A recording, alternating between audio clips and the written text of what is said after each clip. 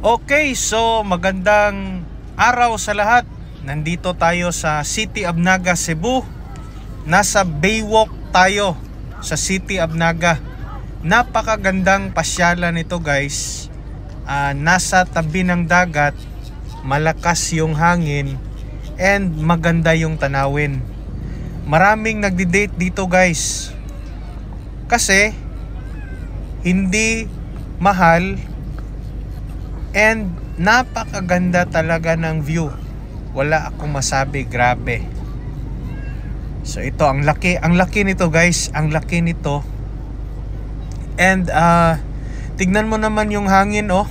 Halatang halata talaga, oh.